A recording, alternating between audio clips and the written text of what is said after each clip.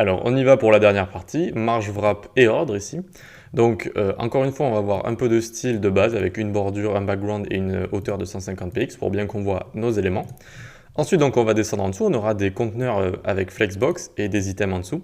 Et on va commencer par voir des marges, donc marging. Alors, on a déjà vu les marges dans la section précédente, mais je voulais juste revenir un peu dessus pour vous montrer qu'on peut aussi positionner nos éléments avec le système de marge. Donc, le premier, on va lui mettre MR Auto comme Margin Right Auto, et vous voyez que ça va donc venir pousser les éléments qui restent à droite. Okay, on peut faire aussi Margin Left Auto, et donc ça va isoler notre élément à droite ici, ok, tout simplement. Ça va mettre le Margin Left Auto pour cet élément.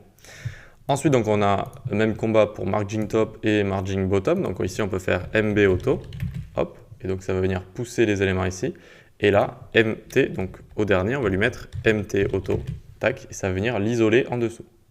Voilà, donc ça c'est tout simplement pour les margins, pour venir placer nos éléments. Ensuite, de base, donc, quand on a beaucoup d'éléments comme ça, ils vont dépasser de notre fenêtre. Et donc ça s'appelle Flex No Wrap. De base, donc, ils sont basés sur No Wrap. Vous voyez que là, je l'ai mis, ça ne va rien changer. Et donc, ils vont pas se casser, ils ne vont pas aller aligner en dessous. Et donc, ils vont venir dépasser du conteneur. Et ça, ce n'est pas vraiment ce qu'on veut en général. Donc, qu'est-ce qu'on peut faire? Eh bien, ici, on a un deflex et on va faire Flex Wrap. D'accord?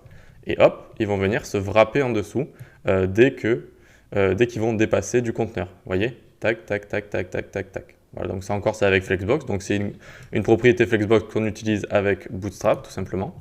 Et enfin, on va avoir l'ordering, donc mettre de l'ordre. Par exemple, ici, si je mets order 3, eh bien, le first flex item, il va venir à la fin. Et eh bien, pareil pour tout, si l'order 2, je le mets order 1, et l'order 3, order 2, eh bien, j'ai tout chamboulé. Et donc, ils sont tous à une place différente maintenant. Et voilà, donc c'est la fin du système de grille avec Bootstrap. J'espère que vous avez bien compris.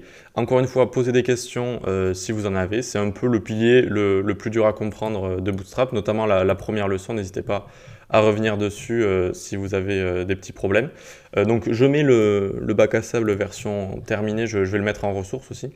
Comme ça, voilà, si vous voulez juste le télécharger, vous pouvez également.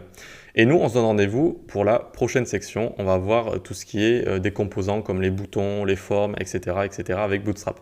Allez, à tout de suite.